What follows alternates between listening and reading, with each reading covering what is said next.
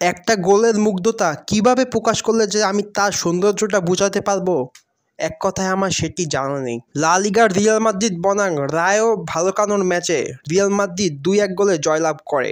Point টেবিলে 3 নম্বরে থাকা দল রিয়াল মাদ্রিদ বনাম রায়ো ভালকানো 7 নম্বরে থাকা দলের সাথে মোকাবিলা হয়েছিল। প্রথম 20 মিনিটে 3 থেকে 4টি শট করার পরও কাঙ্ক্ষিত গোলে দেখা পায়নি। 30তম মিনিটে ভিনিসিয়াস জুনিয়র তার অসাধারণ দক্ষতার মাধ্যমে কিলিয়ান এমবাপ্পের জন্য বলটি বাড়িয়ে দেয় ফাইনাল থার্ডে। কিলিয়ান এমবাপ্পে পায়ে বল পেয়ে ডি বক্সের হালকা ভিতর থেকে তার সিগনেচার শটের মাধ্যমে বলটি গোলে পরিণত করে। কিলিয়ান এমবাপ্পের পা থেকে গোলটি আসার পরও পুরো স্টেডিয়াম জুড়ে যেন ভিনিসিয়াসের নাম।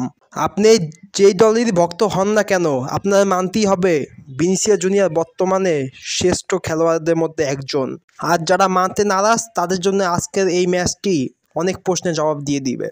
34তম মিনিটে ভিনিসিয়াস জুনিয়র্স তার পায়ে বল রেখে ডি বক্সের ভিতরে গিয়ে সামনে প্রতিপক্ষ প্লেয়ার দেখতে পায়, যার ফলে হালকা একটু পিছনে রাউন্ড শেপে ঘুরে যায়। এরপর আক্রমণাত্মক রূপে একের পর এক ড্রিবলিং করে একাই সে বলটি জালে প্রবেশ করায়। গোলটির মুগ্ধতা কিভাবে প্রকাশ করবে আমার ভাষায় জানা নেই। একজন বার্সেলোনা ফ্যান হয়ে আমার মানতেই হবে ভিনিসিয়াস জুনিয়র বর্তমানে সেরা লেফট উইঙ্গারদের মধ্যে একজন। প্রথম হাফের অতিরিক্ত সময়ে ভালেকানোর প্লেয়ার আলেভারো গার্সিয়া দিয়াজের নিকট একটি বল দেয়। দিয়াজ বলটি ডি বক্সের হালকা বাইরে থেকে অসাধারণ শটের মাধ্যমে বলটি জালে প্রবেশ করায়। বলটি গোলে প্রবেশ হয়েছে কিনা সন্দেহ থাকায় ম্যাচটি রেফারি VAR এর মাধ্যমে গোলটি নিশ্চিত করে। রিয়াল মাদ্রিদের হয়ে রাইট উইঙ্গে খেলা রদ্রিগো এই ম্যাচটিতে তার চেনা ছন্দে ছিলেন না।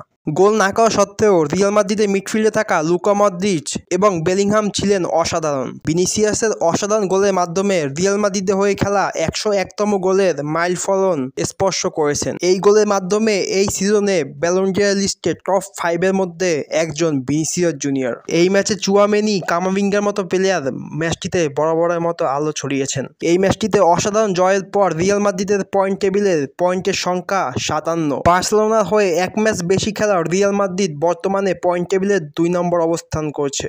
রিয়াল মাদ্রিদ কি পারবে লা লিগার টাইটেলটি নিজেদের নামে করে নিতে? কমেন্ট সেকশনে জানিয়ে দিবেন আপনার মতামত। ভিডিওটি ভালো লাগলে একটি লাইক করে চ্যানেলটা সাবস্ক্রাইব করে দিবেন। দেখা হচ্ছে পরের ভিডিওতে। আসসালামু আলাইকুম।